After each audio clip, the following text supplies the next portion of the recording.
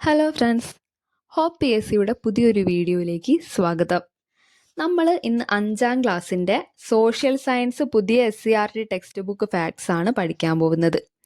5ാം ക്ലാസ്സിലെ ചാപ്റ്റേഴ്സ് ആയതുകൊണ്ട് തന്നെ കുഞ്ഞു കുഞ്ഞു ചാപ്റ്റേഴ്സ് ആണ്. അതുകൊണ്ട് തന്നെ ഈ ഒരു ഭാഗം 1ൻ്റെ പകുതി പോർഷൻ നമ്മൾ ഈ ഒരൊറ്റ വീഡിയോയിൽ കവർ ചെയ്യാനാണ് ഉദ്ദേശിക്കുന്നത്. അപ്പം ആകെ 11 ചാപ്റ്റേഴ്സാണ് 5ാം ക്ലാസ് സോഷ്യൽ സയൻസിലുള്ളത്. അതിൽ ഭാഗം 1 ടെക്സ്റ്റ് ബുക്കിൽ 6 ചാപ്റ്റേഴ്സാണുള്ളത്. ആ 6 പകുതി മീൻസ് ഫസ്റ്റ് 1, 2, 3 ചാപ്റ്റേഴ്സാണ് നമ്മൾ ഈ വീഡിയോയിൽ പഠിക്കാൻ പോകുന്നത്.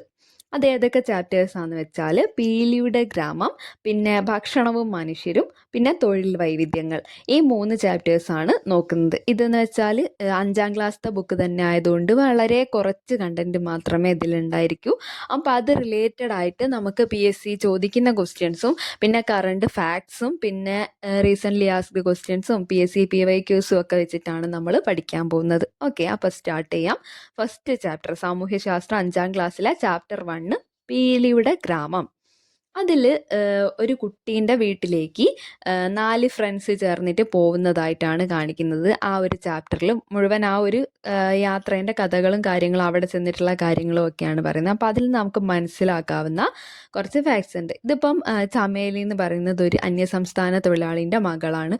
അവരിവിടെ കേരളത്തിൽ വന്ന് താമസിക്കുന്നതാണ്. അപ്പോൾ അതിന്ന് കുറച്ച് ഇതുപോലത്തെ ബോക്സസും പിന്നെ ഈ ഒരു ഇങ്ങനത്തെ കോളംസും പിന്നെ ഈ ഇതിൽ നിന്നൊക്കെയാണ് നമുക്ക് ക്വസ്റ്റ്യൻസ് വരുന്നത്.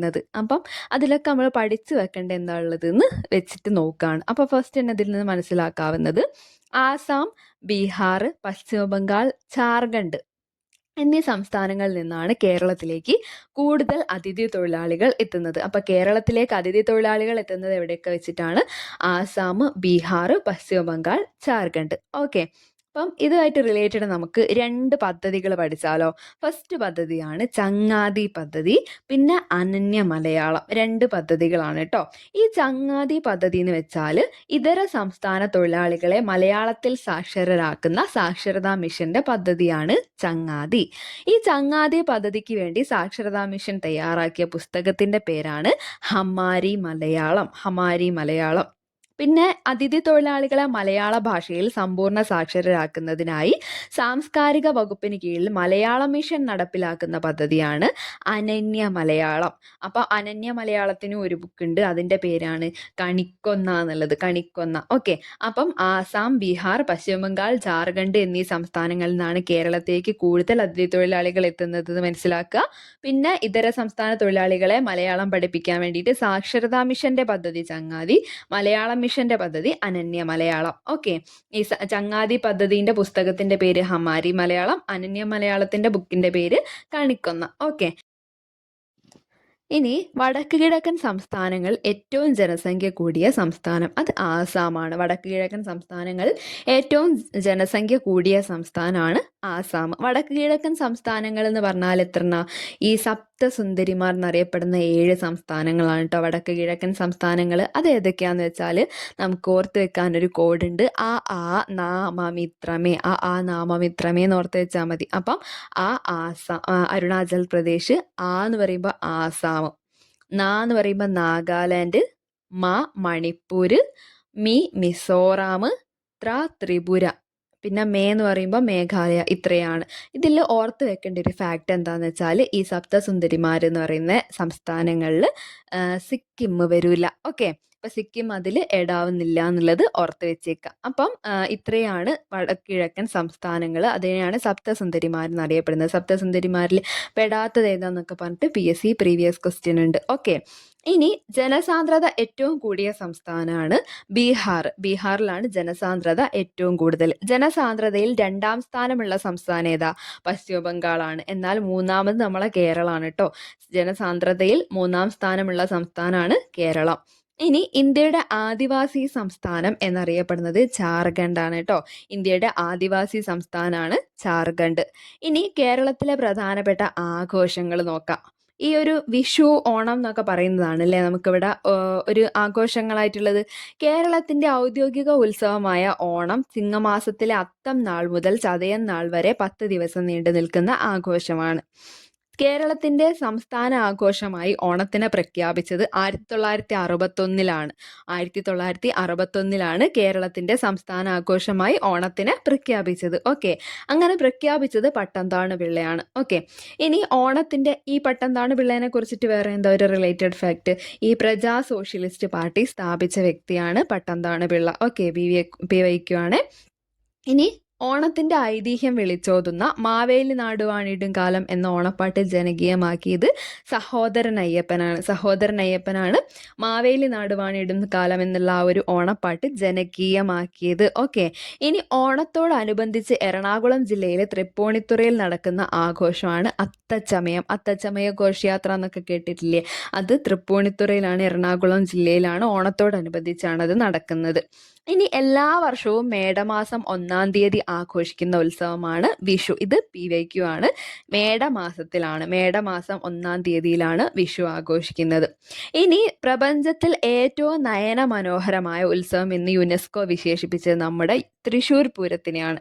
തൃശ്ശൂർ പൂരം നടക്കുന്നത് ഒരു ഡേറ്റ് ഉണ്ട് അല്ലെ, ഒരു നാളുണ്ട്. അതായത് മേടമാസത്തിലെ പൂരം നാളിലാണ് തൃശ്ശൂർ പൂരം നടക്കുന്നത് കേട്ടോ.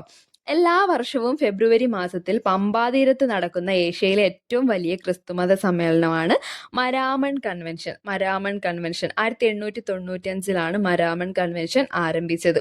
പിന്നെ കേരളത്തിൽ കൊയ്ത്തിന് ശേഷം 2-ാം വിള ഇറക്കുന്നതിനായി ഉഴുതുമറിച്ച വയലിൽ കാളപ്പൂട്ട് മത്സരങ്ങൾ നടക്കാറുണ്ട്. ഇതൊക്കെ കേരളത്തിലുള്ള പ്രധാനപ്പെട്ട ആഘോഷങ്ങളാണ്. ഇനി ഭക്ഷണവും മനുഷ്യരും എന്ന് പറയുന്ന ചാപ്റ്ററാണ് അടുത്ത, അതായത് സാമൂഹ്യശാസ്ത്രം 5-ാം ക്ലാസ്സിലെ ചാപ്റ്റർ 2 ആണ് ഭക്ഷണവും മനുഷ്യരും. ഓക്കെ, അതിൽ പ്രധാനമായിട്ടും ഇലകൾ, പഴങ്ങൾ, വേരുകൾ, കിഴങ്ങുകൾ, ധാന്യങ്ങൾ, മാംസം എന്നിവയായിരുന്നു ആദിമകാലത്ത് മനുഷ്യനുൾപ്പെടെയുള്ള ജീവികളുടെ ഭക്ഷണം എന്ന് പറയുന്നത്. ഈ ചിത്രം നോക്കുക, ഇങ്ങനെ ഒരുപാട് ചിത്രങ്ങൾ ഈ ടെക്സ്റ്റിൽ കാണിക്കുന്നുണ്ട്. അതിൽ ഓരോന്നാണ് അല്ലെ. ഇലകൾ, പഴങ്ങൾ, വേരുകൾ, കിഴങ്ങുകൾ, ധാന്യങ്ങൾ, മാംസം എന്നിവയായിരുന്നു ആദിമകാലത്ത് മനുഷ്യരുൾപ്പെടെയുള്ള ജീവികളുടെ ഭക്ഷണം. ഓക്കെ, ആദിമ മനുഷ്യന്റെ ഭക്ഷണ സാധനത്തിന്റെ പ്രത്യേകതകൾ എന്ന് പറഞ്ഞാൽ മൃഗങ്ങളെ വേട്ടയാടിയിട്ട് ഫുഡാക്കിയിട്ടുണ്ടായിരുന്നു. പിന്നെ ഭക്ഷണം ശേഖരിച്ചിരുന്നു, മത്സ്യം ഭക്ഷിച്ചിരുന്നു, പ്രത്യേക തരം ആയുധങ്ങൾ ഉപയോഗിച്ചിരുന്നു. പിന്നെ തീയെ നിയന്ത്രിച്ച് ഉപയോഗിക്കാൻ പരിശീലിച്ചതോടെ ഭക്ഷണം വേവിച്ച് കഴിക്കാൻ തുടങ്ങി. കാട്ടുതീയിൽപ്പെട്ട് ചത്ത മൃഗങ്ങളുടെ ഒക്കെ വെന്ത മാംസമായിരിക്കാം അവർ കഴിച്ചിട്ടുള്ള ആദ്യത്തെ വേവിച്ച ഭക്ഷണം. അന്നേക്ക് ആവശ്യമായ ഭക്ഷണം മാത്രം നേടിയിരുന്ന ആദിമ മനുഷ്യർ പിൽക്കാലത്ത് ഭക്ഷണ സമ്പാദനത്തിനായി മറ്റു മാർഗങ്ങൾ കണ്ടെത്തി, സൂക്ഷിച്ചു വെക്കാനൊക്കെ തുടങ്ങിയില്ലേ. ഇനി ആദിമ മനുഷ്യരെ ഭക്ഷണ സമ്പാദനത്തിനായി മറ്റു മാർഗങ്ങൾ കണ്ടെത്താൻ പ്രേരിപ്പിച്ച സാഹചര്യങ്ങൾ എന്തൊക്കെയായിരിക്കും? ഭക്ഷണത്തിന്റെ ലഭ്യതക്കുറവ്, പിന്നെ ജനസംഖ്യാ വർധനവ്, പിന്നെ പരിസ്ഥിതിയിലുണ്ടായ മാറ്റങ്ങൾ, പെട്ടെന്നുള്ള കാലാവസ്ഥ ചേഞ്ചസ്, അങ്ങനത്തെ കാര്യങ്ങളൊക്കെ ഭക്ഷണം കിട്ടാതിരിക്കുക. അപ്പം ഒരു കാലത്തുനിന്ന് മറ്റൊരു കാലത്തെ സൂക്ഷിച്ചു വെക്കാനുള്ള ആ ഒരു ടെൻഡൻസി ഉണ്ടാക്കി വരികയും ഒക്കെ ചെയ്തു. ഓക്കെ, മനുഷ്യരോട് ആദ്യം ഇണങ്ങിയും മനുഷ്യർ ആദ്യം ഇണക്കി വളർത്തിയതുമായിട്ടുള്ള മൃഗമാണ് നായ എന്ന് പറയുന്നത്. അത് PYQ ആണ്. മനുഷ്യരോട് ആദ്യം ഇണങ്ങിയതും മനുഷ്യൻ ആദ്യം ഇണക്കി വളർത്തിയതുമായ മൃഗമാണ് നായ. ഇതേപോലെ വേറൊരു ക്വസ്റ്റ്യൻ കൂടി ഉണ്ട്. കാരണം ഈ ചെമ്പ് എന്നുള്ളത്, അതായത് ആദ്യം ഉപയോഗിച്ച ലോഹം, മനുഷ്യൻ ആദ്യം ഉപയോഗിച്ചെന്ന് കരുതപ്പെടുന്ന ലോഹമാണ് ചെമ്പ്. ഓക്കെ, പിന്നെ ഭക്ഷണ ആവശ്യത്തിനായി മനുഷ്യർ ആദ്യം ഇണക്കി വളർത്തിയ മൃഗങ്ങളാണ് ചെമ്മരിയാടിനൊക്കെയാണ് ആദ്യം തന്നെ ഇണക്കി വളർത്തി തുടങ്ങിയത്. പാറയിൽ മരം ഉരച്ചുകൊണ്ട് കല്ലുകൾ കൂട്ടിമുട്ടിച്ചുകൊണ്ടാണ് ആദ്യം മനുഷ്യൻ തീ ഉണ്ടാക്കിയിരുന്നത്. മനുഷ്യൻ ആദ്യം കൃഷി ചെയ്ത വിളകൾ ഗോതമ്പ്, ചാമ, കിഴങ്ങ് വർഗ്ഗങ്ങൾ, ബാർലി ഒക്കെ ആയിരുന്നു. ഈർപ്പവും ചൂടും ഉള്ള മണ്ണിൽ വിത്ത് മുളയ്ക്കുമെന്ന് മനസ്സിലാക്കിയതോടെയാണ് മനുഷ്യർ കൃഷി ആരംഭിച്ചത്. മനുഷ്യർ കൃഷി ആരംഭിച്ച കാലഘട്ടം എന്ന് പറഞ്ഞാൽ ആ ഒരു സമയത്ത് എപ്പോഴാണ് അവർക്ക് മനസ്സിലായപ്പോൾ ഈർപ്പവും ചൂടുമുള്ള മണ്ണിൽ വിത്ത് മുളയ്ക്കും എന്ന് മനസ്സിലായപ്പോഴാണ് മനുഷ്യർ കൃഷി ആരംഭിച്ചത്. പിന്നെ മനുഷ്യന്റെ ആദ്യകാല കാർഷികോപകരണങ്ങൾ എന്ന് പറഞ്ഞാൽ കമ്പ്, കൊമ്പ്, കല്ല്, എല്ല് തുടങ്ങിയവയ്ക്കാണ്. നദീതടങ്ങളിലാണ് മനുഷ്യർ കൃഷി ചെയ്യാൻ ആരംഭിച്ചത്. ലോക ഭക്ഷ്യദിനം ഒക്ടോബർ 16 ഓർക്കുക. പിന്നെ ഒക്ടോബർ 16 ഈ ഐക്യരാഷ്ട്രസഭയുടെ ഫുഡ് ആൻഡ് അഗ്രികൾച്ചർ ഓർഗനൈസേഷൻ സ്ഥാപിതമായ ഡേറ്റ് ആണ്. അതാണ് ഒക്ടോബർ 16 ഭക്ഷ്യദിനമായിട്ട് ആഘോഷിക്കുന്നത്. FAO ഇല്ലേ, അതായത് ഫുഡ് ആൻഡ് അഗ്രികൾച്ചർ ഓർഗനൈസേഷൻ, ഇത് സ്ഥാപിതമായത് 1945 ഒക്ടോബർ 16 അതിനുള്ള ഓർമ്മയ്ക്കായിട്ട് ലോക ഭക്ഷ്യദിനം ഒക്ടോബർ 16. എന്നിട്ട് ഇതേ ദിവസം തന്നെ വേറെ ഒന്നും കൂടി ഉണ്ട്, വള്ളത്തോളിൻ്റെ ജന്മദിനമാണ്. അതുകൊണ്ട് തന്നെ കേരളത്തിൽ കഥകളി ദിനമായിട്ട് ആഘോഷിക്കുന്നത് ഈ ഒരു ഡേറ്റ് ആണ്, October 16. ഓക്കെ, അന്ന് തന്നെയാണ് FAO സ്ഥാപിതമായ ഡേറ്റ്. അതുകൊണ്ട് തന്നെ ലോക ഭക്ഷ്യദിനം October 16. ഓക്കെ, ഇനി 1979 ഫുഡ് ആൻഡ് അഗ്രികൾച്ചർ ഓർഗനൈസേഷന്റെ 20ാമത് ജനറൽ കോൺഫറൻസിലാണ് ലോക ഭക്ഷ്യദിനം പ്രഖ്യാപിച്ചത്. ലോക ഭക്ഷ്യദിനം ആദ്യമായി ആചരിച്ചത് 1981 ആദ്യമായിട്ട് ഈ ഒരു ഡേറ്റ് ആചരിച്ചു തുടങ്ങിയത്. എന്നാൽ ഈ FAO സ്ഥാപിതമായത് എന്ന് പറഞ്ഞാൽ അത് 1945 October 16. ഓക്കെ, ഇനി കൃഷിക്ക് ആവശ്യമായ ജലവും വളക്കൂറുള്ള മണ്ണും ലഭ്യമായതുകൊണ്ടാണ് മനുഷ്യൻ നദീതടങ്ങളിൽ കൃഷി ആരംഭിച്ചത്. അതിനാൽ മനുഷ്യർ കൃഷിയിടങ്ങൾക്ക് സമീപം സ്ഥിരതാമസം ആരംഭിച്ചു. അതിനു വേണ്ടിയിട്ടാണ് പിന്നീട് വീടൊക്കെ ഉണ്ടാക്കി അങ്ങനെയൊക്കെ സ്റ്റാർട്ട് ചെയ്തത് അല്ലേ. കൃഷിയിടങ്ങൾക്ക് സമീപത്ത് മനുഷ്യർ സ്ഥിരവാസമാക്കിയത് കൊണ്ടുള്ള നേട്ടങ്ങൾ എന്ന് പറഞ്ഞാൽ, ഒന്ന്, കൃഷിയിടങ്ങൾ സംരക്ഷിക്കാൻ പറ്റി. പിന്നെ ഭക്ഷണം തേടി അലഞ്ഞു തിരിയേണ്ടി വന്നില്ല, അവിടെ നിന്ന് തന്നെ ഫുഡ് കിട്ടുമല്ലോ.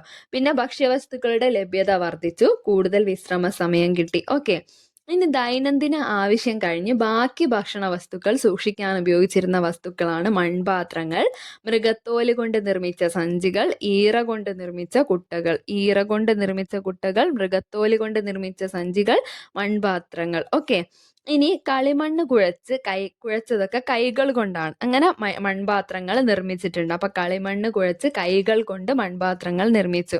പിന്നീടാണ് ഈ ചക്രത്തിന്റെ ഒക്കെ ഇൻവെൻഷൻ ഒക്കെ വരുന്നത്. എന്നാൽ മൺപാത്രങ്ങൾ നിർമ്മിക്കാനുള്ള ചക്രം കണ്ടുപിടിച്ചതാണ് മനുഷ്യ ചരിത്രത്തിലെ പ്രധാന വഴിത്തിരിവ്. ഓക്കെ, ഇഷ്ടിക കൊണ്ട് നിർമ്മിച്ച ധാന്യപ്പുര ഏത് നദീതട സംസ്കാരത്തിന്റെ പ്രത്യേകതയാണെന്ന് ചോദിച്ചാൽ സിന്ധു നദീതട സംസ്കാരം അല്ലെങ്കിൽ ഹാരപ്പൻ സംസ്കാരത്തിന്റെ പ്രത്യേകതയാണ് കേട്ടോ. ഇഷ്ടിക കൊണ്ട് നിർമ്മിച്ച ധാന്യപ്പുര സിന്ധു നദീതട സംസ്കാരം അല്ലെങ്കിൽ ഹാരപ്പൻ സംസ്കാരം. ഓക്കെ, ഇനി നഗരങ്ങളുടെ രൂപീകരണത്തെ സൂചിപ്പിക്കുന്ന ഒരു ഫ്ലോ ചാർട്ട് ഉണ്ട്. അത് നമ്മളോട് ഫില്ല് ചെയ്യാനുള്ള രീതിക്ക് ബ്ലാങ്ക് ആയിട്ടാണ് ടെക്സ്റ്റ് ബുക്കിൽ കൊടുത്തിട്ടുള്ളത്. സാധനങ്ങളുടെ കൈമാറ്റമാണ് ഫസ്റ്റ്.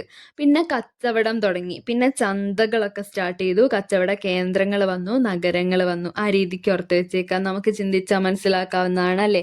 സാധനങ്ങളുടെ കൈമാറ്റം, നമ്മൾ ബാർട്ടർ സിസ്റ്റം അല്ലേ സ്റ്റാർട്ടിങ്ങിൽ. പിന്നെ കച്ചവടം, പിന്നെ ചന്തകൾ, കച്ചവട കേന്ദ്രങ്ങൾ, നഗരങ്ങളൊക്കെ ആയിട്ട് ഡെവലപ്പ് ചെയ്ത് വന്നു.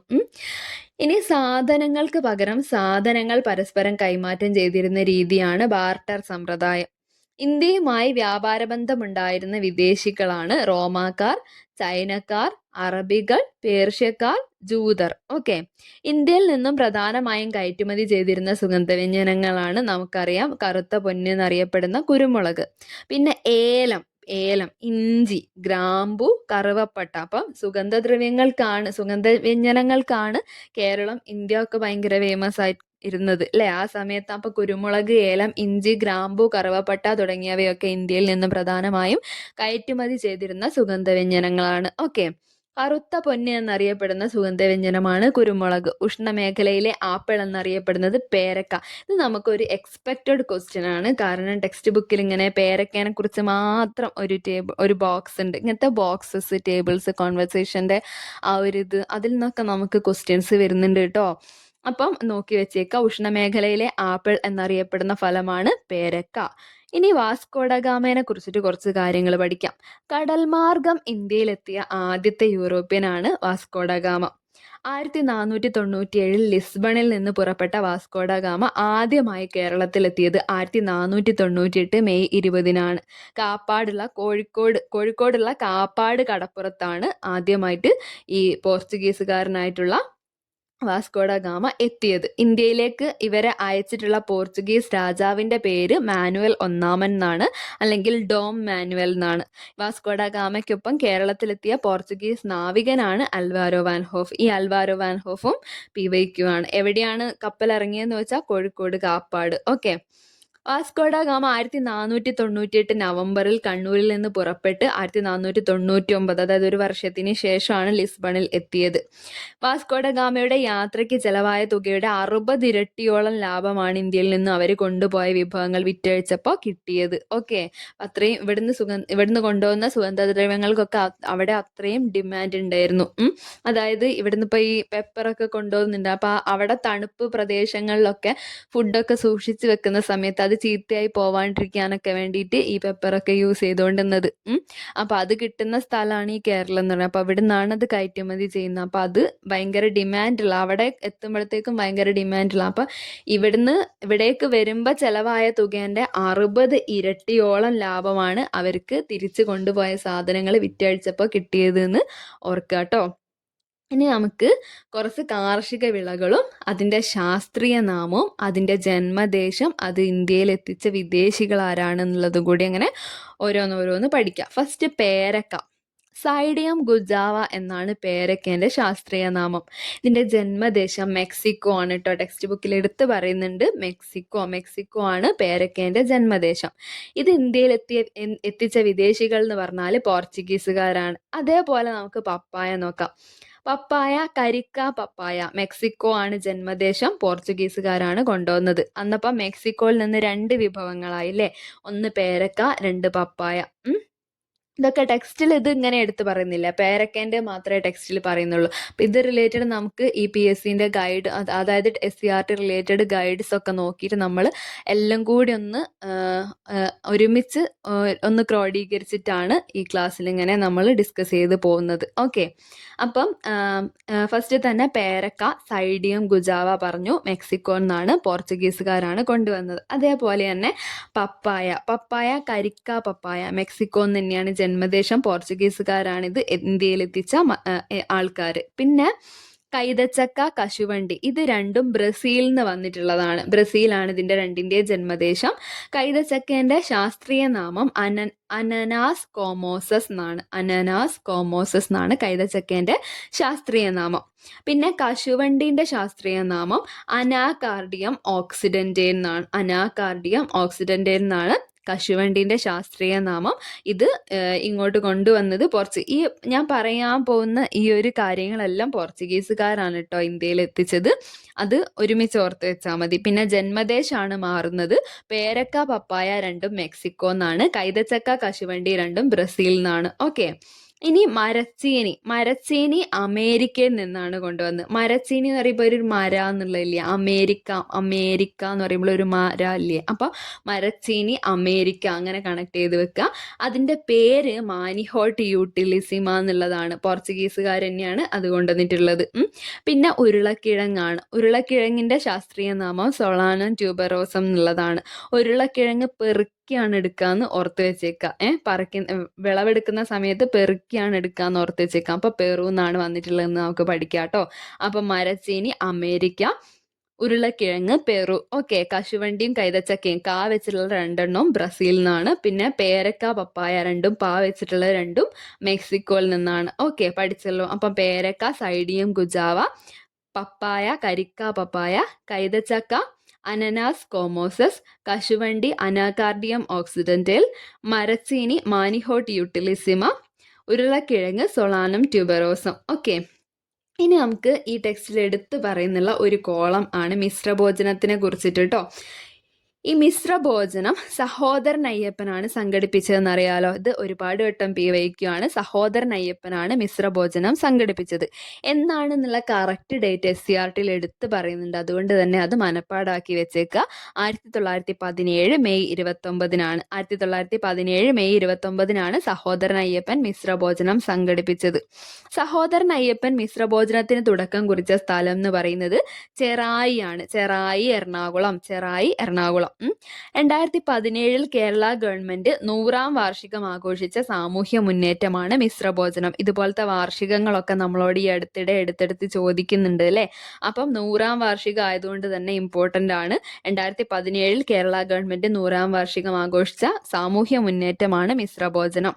മിശ്രഭോജനം സംഘടിപ്പിച്ചതിന് യാഥാസ്ഥിതികർ സഹോദരൻ അയ്യപ്പനെ വിളിച്ചത് പുലയനയ്യപ്പൻ എന്നാണ്. ഓക്കെ, എല്ലാ വിഭാഗം ജനങ്ങളും ഒരുമിച്ചിരുന്ന് ഭക്ഷണം കഴിക്കുന്നതിനെ വിലക്കുന്ന സാമൂഹ്യ അസമത്വത്തിനെതിരെ സഹോദരൻ അയ്യപ്പന്റെ നേതൃത്വത്തിൽ നടന്ന പ്രതിഷേധമായിരുന്നു മിശ്രഭോജനം.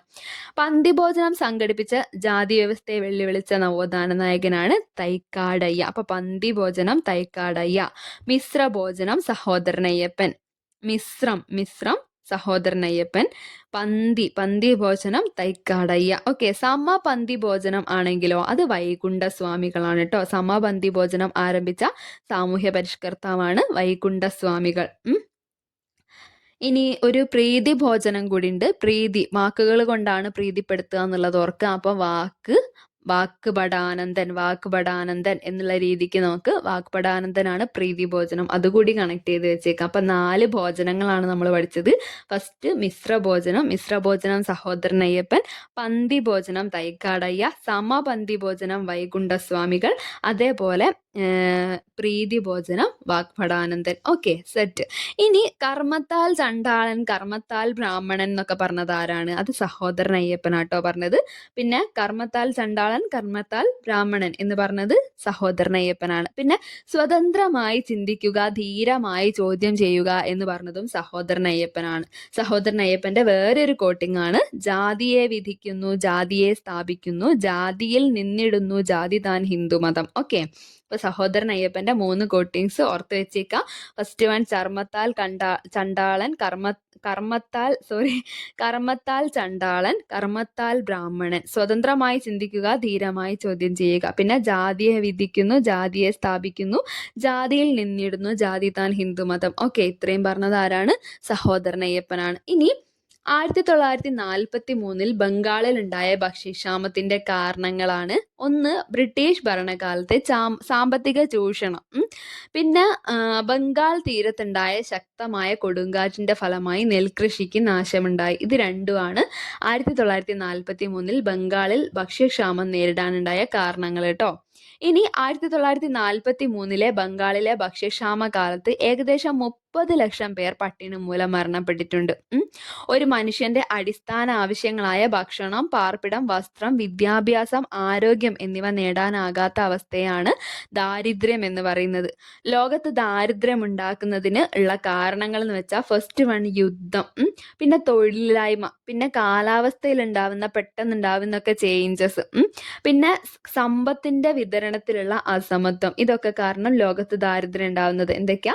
ഒന്നും കൂടി, യുദ്ധം, തൊഴിലില്ലായ്മ, കാലാവസ്ഥയിൽ ഉണ്ടാവുന്ന മാറ്റങ്ങൾ, പിന്നെ സമ്പത്തിന്റെ വിതരണത്തിലുള്ള അസമത്വം എന്നിവയൊക്കെയാണ് ലോകത്ത് ദാരിദ്ര്യം ഉണ്ടാകുന്നതിനുള്ള കാരണങ്ങൾ. ദാരിദ്ര്യ നിർമ്മാർജ്ജനം, സ്ത്രീ ശാക്തീകരണം എന്നീ ലക്ഷ്യത്തോടെ കേരള സർക്കാർ ആരംഭിച്ച പദ്ധതിയാണ് കുടുംബശ്രീ മിഷൻ. ഈ കുടുംബശ്രീ ആരംഭിച്ച വർഷം എന്ന് പറഞ്ഞാൽ 1998 മെയ് 17 ഈ മെയ് 17 എന്ത് ദിന? കുടുംബശ്രീ ദിനാണ്. ഇത് PYQ ആണ്. കുടുംബശ്രീ ദിനമാണ് മെയ് 17 എന്ന് പറയുന്നത്. സ്റ്റാർട്ട് ചെയ്ത ഡേറ്റ് എപ്പോഴാണ്? 1998 മെയ് 17 കുടുംബശ്രീ ആരംഭിച്ചത്. കുടുംബശ്രീന്റെ ഒരു വാക്യമുണ്ട്, അതിന്റെ ലോഗോയിൽ കാണുന്ന ഒരു വാക്യമുണ്ട്, അതാണ് ഒന്നായി മുന്നേറാം. 2024 റീസെന്റ് ആസ്ക്ഡ് ക്വസ്റ്റ്യൻ ആണ്. അപ്പൊ അത് പഠിച്ചു വെച്ചേക്കുക. ഒന്നായി മുന്നേറാം എന്നുള്ളതാണ് കുടുംബശ്രീന്റെ ലോഗോയിലുള്ള ഒരു സന്ദേശം. ഓക്കെ, ഇനി നമുക്ക് കുടുംബശ്രീ പദ്ധതി മലപ്പുറം ജില്ലയിലുള്ള കോട്ടക്കുന്ന് എന്നുള്ള സ്ഥലത്താണ് AV വാജ്പേയി കുടുംബശ്രീ പദ്ധതി ആദ്യമായി ഇനാഗുറേറ്റ് ചെയ്തത്. എല്ലാവർക്കും ഭക്ഷ്യസുരക്ഷ ഉറപ്പാക്കുക എന്ന ലക്ഷ്യത്തോടെ 2013 ഇന്ത്യയിൽ നിലവിൽ വന്ന നിയമമാണ് ദേശീയ ഭക്ഷ്യസുരക്ഷാ നിയമം. 2013 ദേശീയ ഭക്ഷ്യസുരക്ഷാ നിയമം നിലവിൽ വന്നത് കേട്ടോ. ഭക്ഷ്യസുരക്ഷാ നിയമം 2013 നമ്മൾ എഴുതുന്ന സമയത്ത് 13 ലാസ്റ്റ് 13 അല്ലേ? ആ 13 നമ്മൾ ആ മേലഭാഗം ഒന്ന് യോജിപ്പിച്ചു കൊടുത്തതിന്റെ ഭ എന്നുള്ള ഒരു ലെറ്റർ കിട്ടുമല്ലോ. അപ്പൊ ആ ഭക്ഷ്യസുരക്ഷാ നിയമം 2013 എന്നുള്ളത് അതിൽ നിന്ന് കണക്ട് ചെയ്ത് വെച്ചേക്കാം കേട്ടോ. അങ്ങനെ എന്തെങ്കിലുമൊക്കെ ചെറിയ കോഡ് ഇട്ട് വെച്ചിട്ടുണ്ടെങ്കിൽ നമുക്ക് പിന്നെ മാറിപ്പോവില്ല. ഓക്കെ, ഇനി ദേശീയ ഭക്ഷ്യസുരക്ഷാ നിയമം 2013 നിലവിൽ വന്ന ഡേറ്റ് എന്ന് പറഞ്ഞാൽ 2013 സെപ്റ്റംബർ 12 കേട്ടോ. സെപ്റ്റംബർ 12 ഇത് നിലവിൽ വന്നത്. ഓക്കെ, അന്താരാഷ്ട്ര ചെറുധാന്യ വർഷം ഒരുപാട് വട്ടം റീസെന്റ് ചോദിച്ചിട്ടുള്ള ക്വസ്റ്റ്യൻ ആണ്. 2023 മില്ലറ്റ് ഇയർ അല്ലെ? മില്ലറ്റ്സ് ഇയർ എന്ന് പറയുന്നത് 2023 അന്താരാഷ്ട്ര ചെറുധാന്യ വർഷം ഓർത്ത് വെച്ചേക്കാട്ടോ. അന്താരാഷ്ട്ര വർഷങ്ങൾ പറയാച്ചാല് ഇപ്പം 2004 എന്ന് പറയുന്നത് നെല്ല് വർഷമായിരുന്നു. 2008 ഉരുളക്കിഴങ്ങ് വർഷം. 2009 പ്രകൃതിദത്ത നാര് വർഷമായിരുന്നു. നാര് വർഷം. പിന്നെ 2010 ജൈവ വൈവിധ്യ വർഷം. 2011 വനവർഷം. വന എഴുതുന്ന സമയത്ത് എന്ന് എഴുതുന്ന സമയത്ത് 3 1 ഇങ്ങനെ പോലെ തോന്നില്ലേ? അപ്പൊ 2011 വനവർഷം. ഓക്കെ. ഇനി 2014 കുടുംബ കൃഷി വർഷം. പിന്നെ 2015 മണ്ണ് വർഷം. എന്നാ മണ്ണ് ദിനം ഡിസംബർ 5. ഡിസംബർ 5 മണ്ണ് ദിനം. അപ്പൊ 2015 മണ്ണ് വർഷം. 2015 മണ്ണ് വർഷം, ഡിസംബർ 5 മണ്ണ് ദിനം. ഓക്കെ, കണക്ട് ചെയ്ത് വെച്ചേക്കാട്ടോ. പിന്നെ 2016 പയറ് വർഷം. 16 പയറ്, ആ ഒരു രീതിക്ക് 2016 പയറ് വർഷം. പിന്നെ 2020 ആണെങ്കിൽ സസ്യാരോഗ്യ വർഷമാണ്. സസ്യാരോഗ്യ വർഷം. നമ്മൾ ഈ സസ്യ എന്ന് പറയുന്ന സമയത്ത് 2 പ്രാവശ്യം സ വരുന്നുണ്ട്. അപ്പൊ അതേപോലെ 2020 എന്ന് പറയുമ്പോൾ 20 2 പ്രാവശ്യം വരുന്നുണ്ട്. ആ രീതിക്ക് കണക്ട് ചെയ്ത് വെച്ചേക്കാം. 2020 സസ്യ ആരോഗ്യ വർഷം. ഓക്കെ. 2021 പഴങ്ങളുടെയും പച്ചക്കറികളുടെയും വർഷമാണ്. പിന്നെ 2022 കരകൗശല മത്സ്യ അക്വാകൾച്ചർ വർഷമാണ്. 2023 ആണെങ്കിൽ ചെറുധാന്യ വർഷമാണ്. 2024 ക്യാമൽ ഇയർ ആണ്. പിന്നെ 2025 ഹിമാനികളുടെ വർഷമാണ്. ഓക്കെ. ഒരുപാട് എണ്ണം ഇനിയുണ്ട്. അതിൻ്റെ അകത്ത് തന്നെ അഡീഷണൽ ഫാക്ട്സ് നമുക്ക് പഠിക്കാനുണ്ട്. ഇമ്പോർട്ടൻ്റ് ആയിട്ടും ഇത്രയും ഓർത്ത് വെച്ചേക്കാം. ഇനി ഇന്ത്യയുടെ മില്ലറ്റ് മാൻ എന്നറിയപ്പെടുന്നത് ഖാദ്രവാലി ആണ് കേട്ടോ. ഖാദ്രവാലി എന്ന് പറയുന്ന വ്യക്തിയാണ് ഇന്ത്യയുടെ മില്ലറ്റ് മാൻ. ഇന്ത്യയുടെ മില്ലറ്റ് വുമൺ ആണെങ്കിലോ ലഹരിബായി ആണ്. ലഹരിബായി. ഓക്കെ. ചെറുധാന്യങ്ങളുടെ ഉൽപാദനവും ഉപഭോഗവും പ്രോത്സാഹിപ്പിക്കുക എന്നുള്ളതാണ് അന്താരാഷ്ട്ര ചെറുധാന്യ വർഷാചരണത്തിന്റെ പ്രധാനപ്പെട്ട ലക്ഷ്യം. പുല്ലുവർഗത്തിൽപ്പെടുന്ന ധാന്യവിളകളാണ് ചെറുധാന്യങ്ങൾ. ജോവർ, റാഗി, ബാർലി, വരക്, ബജ്ര, തിന ഒക്കെ പറയുന്നത് ചെറുധാന്യങ്ങളാണ്. ഈ പിക്ചറിൽ കാട്ടിയിട്ടുള്ളത് നോക്കാട്ടോ. ഈ 6 ടെക്സ്റ്റ് ബുക്കിൽ കൊടുത്തിട്ടുള്ളതാണ്. അപ്പൊ വരക് എന്നൊന്നും പറഞ്ഞാൽ അറിയാതിരിക്കരുത്, ചെറുധാന്യാണ് കേട്ടോ. ചെറുധാന്യത്തിൽ പെടുന്ന ഒരു മില്ലറ്റ് ആണ് വരക്. അതേപോലെ റാഗി, പിന്നെ ബജ്ര, തിന, ബാർലി, ജോവർ. ഓക്കെ. ജോവറിന്റെ മലയാളം പേരാണ് മണിച്ചോളം. ഓക്കെ. ഹൃദയ സംബന്ധമായ പ്രശ്നങ്ങളെയും ജീവിതശൈലി രോഗങ്ങളെയും നിയന്ത്രിക്കാൻ ചെറുധാന്യങ്ങൾക്ക് കഴിയും ട്ടോ. ഇനി നമുക്ക് നെക്സ്റ്റ് ചാപ്റ്ററിലേക്ക് കടക്കാം. തൊഴിൽ വൈവിധ്യങ്ങൾ 3ാമത്തെ ചാപ്റ്ററാണ്. 5ാം ക്ലാസ്സിലെ സോഷ്യൽ സയൻസ് 3ാമത്തെ ചാപ്റ്ററാണ് തൊഴിൽ വൈവിധ്യങ്ങൾ. അതിൽ ഫസ്റ്റ് തന്നെ പറയുന്നത് വിവിധ സാമ്പത്തിക പ്രവർത്തനങ്ങളിലൂടെ ഒരു വ്യക്തിക്ക് നിശ്ചിത കാലയളവിൽ ലഭിക്കുന്ന പണമാണ് വരുമാനം. ഇതിങ്ങനെ തന്നെ ടെക്സ്റ്റിൽ എടുത്ത് പറഞ്ഞിട്ടുള്ള ഒരു ഫാക്റ്റാണ്. അതുകൊണ്ട് ആ ഒരു ഇത് മനപ്പാടാക്കി വെക്കുക. വിവിധ സാമ്പത്തിക പ്രവർത്തനങ്ങളിലൂടെ ഒരു വ്യക്തിക്ക് നിശ്ചിത കാലയളവിൽ ലഭിക്കുന്ന പണം.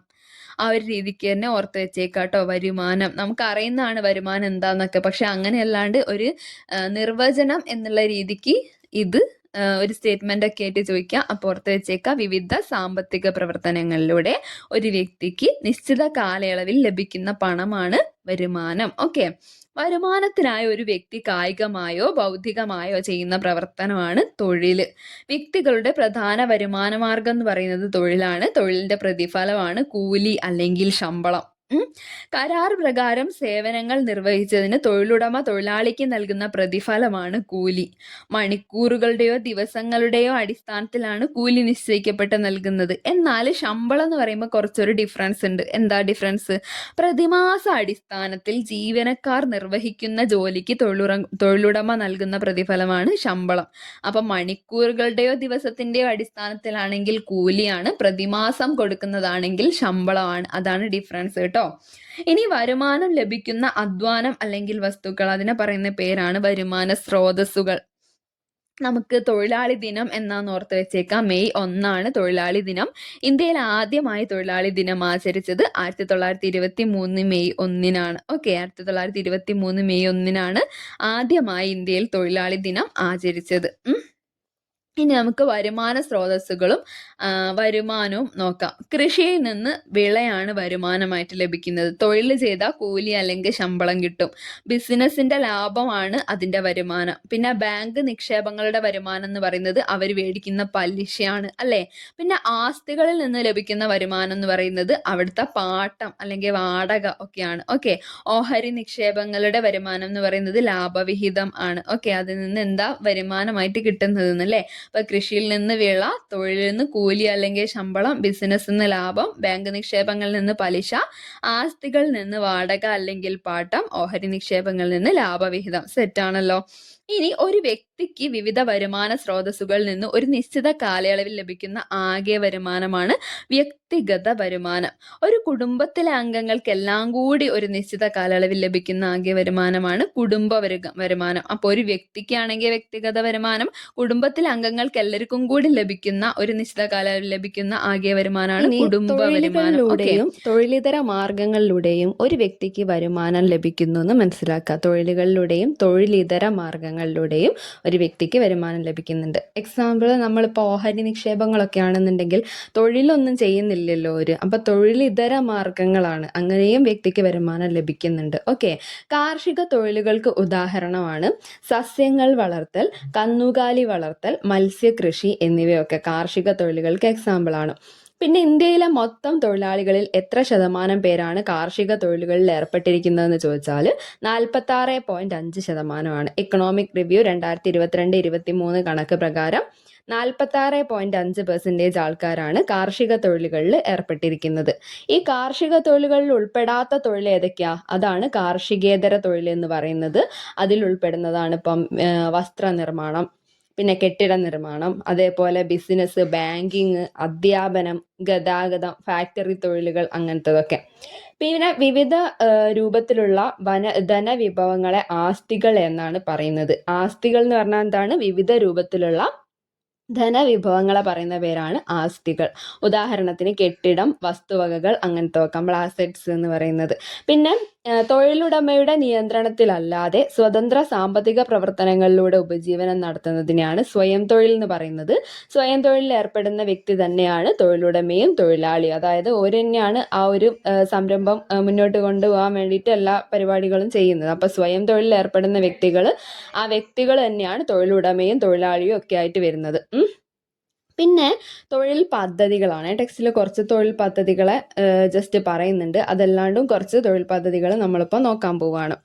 എംപ്ലോയ്മെന്റ് എക്സ്ചേഞ്ചിൽ പേര് രജിസ്റ്റർ ചെയ്തിട്ടുള്ള വിധവകൾ, നിയമാനുസൃതം വിവാഹമോചനം നേടിയവർ, 30 വയസ്സ് കഴിഞ്ഞ അവിവാഹിതകൾ, ഭർത്താവ് ഉപേക്ഷിച്ച് പോയവർ, പട്ടികവർഗത്തിലെ അവിവാഹിതരായ അമ്മമാർ എന്നീ വിഭാഗത്തിൽ വരുന്ന അശരണരായ വനിതകൾക്കുള്ള സ്വയം തൊഴിൽ പദ്ധതിയാണ് ശരണ്യ. അപ്പൊ ശരണ്യ പദ്ധതി ഓർത്ത് വെച്ചേക്കാം.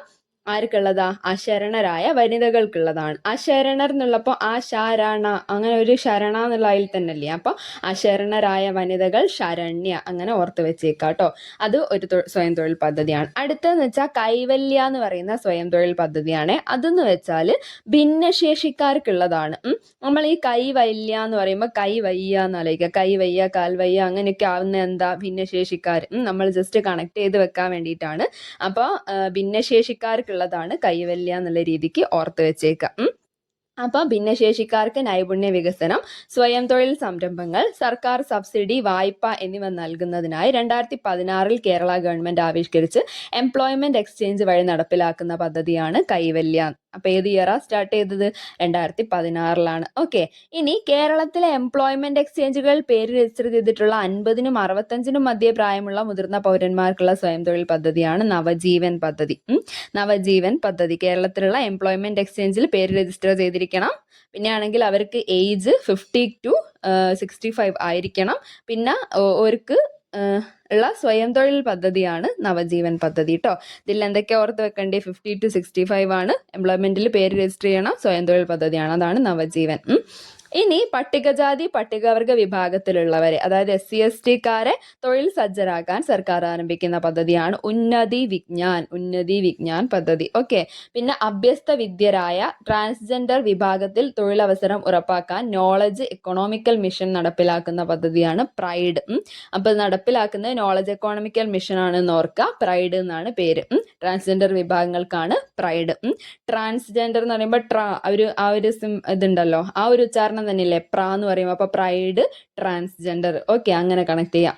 ഇനി പട്ടികജാതി വിഭാഗത്തിലുള്ള തൊഴിലന്വേഷകർക്കായി പട്ടികജാതി വികസന വകുപ്പിന്റെ സഹായത്തോടെ നടപ്പിലാക്കുന്ന പദ്ധതിയാണ് പഞ്ചമി. പഞ്ചമി എന്ന് വെച്ചാൽ പട്ടികജാതി വിഭാഗത്തിലുള്ള തൊഴിലന്വേഷകർക്കായി നടത്തുന്ന പദ്ധതിയാണ്. ആരാ ഇത് നടപ്പിലാക്കുന്നത്? പട്ടികജാതി വികസന വകുപ്പാണ് നടപ്പിലാക്കുന്നത്. ഓക്കെ. ഇനി തൊഴിൽ തീരം പദ്ധതിയാ. തൊഴിൽ തീരം എന്ന് പറയുമ്പോൾ അതിൽ തന്നെ ഒരു തീരം ഉണ്ട് അല്ലേ? അപ്പൊ എന്താ അത് ഉദ്ദേശിക്കുന്നത്? മത്സ്യത്തൊഴിലാളി വിഭാഗത്തിൽപ്പെട്ട തൊഴിലന്വേഷകർക്കായി നോളജ് എക്കണോമിക്കൽ മിഷൻ ഫിഷറീസ് വകുപ്പിന്റെ സഹകരണത്തോടെ ആരംഭിച്ച പദ്ധതിയാണ് തൊഴിൽ തീരം പദ്ധതി. ഇനി തീരദേശവാസികളായ യുവതീ യുവാക്കൾക്ക് മികച്ച നൈപുണ്യ പരിശീലനം നൽകി ജോലി ലഭ്യമാക്കുന്നതിന് കുടുംബശ്രീ മുഖേന നടപ്പിലാക്കുന്നതാണ് സാഗർമാല പദ്ധതി. സാഗർമാല എന്ന് പറയുമ്പോൾ സാഗരം, അപ്പൊ സാഗരത്തിന്റെ തീരത്തുള്ള തീരദേശവാസികളായ യുവതീ യുവാക്കൾക്ക് സ്കിൽ ഡെവലപ്മെന്റിന് വേണ്ടിയിട്ട് കുടുംബശ്രീ മുഖേനയാണ് സാഗർമാല. ഓക്കെ. ഇനി കേരളത്തിലുള്ള യുവാക്കൾക്ക് വിജ്ഞാന തൊഴിൽ രംഗത്ത് അവസരം ഉറപ്പിക്കാൻ കേരള നോളജ് എക്കോണമി മിഷൻ നടപ്പിലാക്കുന്ന പദ്ധതിയാണ് എൻ്റെ തൊഴിൽ എൻ്റെ അഭിമാനം 2.0. ഓക്കെ. എൻ്റെ തൊഴിൽ എൻ്റെ അഭിമാനം, അതിൻ്റെ സെക്കൻഡ് വേർഷൻ ആണ് 2.0 എന്നാണ്. കേരള നോളജ് എക്കണോമിക്കൽ മിഷൻ ആണ് ഇത് നടപ്പിലാക്കുന്നതെന്ന് ഓർത്ത് വെച്ചേക്കാം. ഇനി നവശക്തി പദ്ധതിയാണ് കേട്ടോ. നവശക്തി എന്ന് പറയുമ്പം ആധുനിക യന്ത്രോപകരണങ്ങൾ ഉപയോഗിച്ച് കയറ്റിറക്കി ജോലികൾ ചെയ്യാൻ വേണ്ടി ചുമട്ടു തൊഴിലാളികളെ പ്രാപ്തരാക്കുക എന്ന ലക്ഷ്യത്തോടെ ആരംഭിക്കുന്ന പദ്ധതിയാണ് നവശക്തി പദ്ധതി. അപ്പം കയറ്റിറക്ക് ജോലി എന്ന് പറയുമ്പോൾ ഈ പോർട്ടർമാരുണ്ടാവുമല്ലോ, അപ്പൊ അങ്ങനെയുള്ള ആൾക്കാർക്ക് ഉള്ളതാണ്. പുതിയ മെഷീനറീസ് ഒക്കെ ഈ ഒരു മേഖലയിൽ വന്ന് അപ്പൊ അത് യൂസ് ചെയ്യാൻ വേണ്ടിയിട്ട് അവർക്ക് പരിശീലനം നൽകാൻ വേണ്ടിയിട്ടാണ് എന്ത് പദ്ധതി? ഈ ഒരു നവശക്തി പദ്ധതി. ഓർത്ത് വെച്ചേക്കാം. ഇനി മാരിവില്ല് പദ്ധതിയാണ്. മാരിവില്ല് എന്ന് പറയുമ്പോൾ ട്രാൻസ്ജെൻഡർ വിഭാഗത്തിനായി യുവജന ക്ഷേമ ബോർഡ് സംഘടിപ്പിക്കുന്ന തൊഴിൽ പരിശീലന പരിപാടിയാണ് മാരിവില്ല്. മഴവില്ലും ഒക്കെ മിക്കവാറും ഈ ട്രാൻസ്ജെൻഡർ റിലേറ്റഡ് ആയിരിക്കും. അപ്പൊ ട്രാൻസ്ജെൻഡർ വിഭാഗത്തിന് വേണ്ടി യുവജന ക്ഷേമ ബോർഡ് സംഘടിപ്പിക്കുന്ന തൊഴിൽ പരിശീലന പദ്ധതിയാണ് മാരിവില്ല്. സെറ്റ് ആണല്ലോ. ഇനി പഠിപ്പ് തീർന്നാൽ എന്ന് പറഞ്ഞ ഈ ഒരു കവിത കണ്ടില്ലേ, ഇങ്ങനെ സ്റ്റാർട്ട് ചെയ്യുന്നത്. ഇതിൽ ഏതെങ്കിലും ഇടയ്ക്കുള്ള ഏതെങ്കിലും ഒരു വരികളൊക്കെ ആയിരിക്കും ചിലപ്പോൾ നമുക്ക് തരുന്നത്. അപ്പൊ ഇതിന്റെ എല്ലാ വരികളും ഒന്ന് ജസ്റ്റ് വായിച്ച് വെച്ചേക്കാം. നടുന്നൊക്കെ ഏതെങ്കിലും വരി എടുത്ത് തന്നിട്ടുണ്ടെന്നുണ്ടെങ്കിൽ നമുക്ക് അറിയണം. ഓക്കെ. അപ്പൊ പഠിപ്പ് തീർന്നാലും സ്റ്റാർട്ട് ചെയ്യുന്ന ഈ ഒരു കവിത, ഈ ഫുള്ള് കവിത എല്ലാവരും വായിച്ചു വെക്കുക. അപ്പൊ ഇത് എഴുതിയത് ആരാണ്? NV കൃഷ്ണവാര്യരാണ്. ഓർത്ത് വെച്ചേക്കാം. ഇത്രയാണ് നമുക്ക് ഈ ഒരു 3 പാഠത്തിൽ പഠിക്കാനുള്ളത്. അപ്പം 5ാം ക്ലാസ് സോഷ്യൽ സയൻസിന്റെ ഭാഗം 1 ടെക്സ്റ്റ് ബുക്കത്തെ പകുതി ചാപ്റ്റേഴ്സ് നമ്മൾ കഴിഞ്ഞു. നെക്സ്റ്റ് വീഡിയോയിൽ ഒരു പകുതിയും കൂടി അങ്ങനെ 4 പാർട്സ് ആക്കിയിട്ട് നമ്മൾ 5ാം ക്ലാസ് സോഷ്യൽ സയൻസ് വേഗം തന്നെ കംപ്ലീറ്റ് ചെയ്യും. ഓക്കെ. അപ്പം വീഡിയോ നിങ്ങൾക്ക് ഉപകാരപ്പെടുന്നുണ്ടെങ്കിലും പിന്നെ ആണെങ്കിൽ എന്തെങ്കിലും സജഷൻസ് ഉണ്ടെങ്കിലും ഒക്കെ കമൻറ്റ് ചെയ്യുക. വീഡിയോ ഉപകാരപ്പെടുന്നുണ്ടെങ്കിൽ ലൈക്ക് ചെയ്യുകയും സബ്സ്ക്രൈബ് ചെയ്യുകയും ഒക്കെ ചെയ്യുക. പിന്നെ PSC പഠിക്കുന്ന ഫ്രണ്ട്സിനൊക്കെ ഇതൊന്ന് ഷെയർ ചെയ്ത് കൊടുക്കുകയും ചെയ്യുക. Okay friends, thank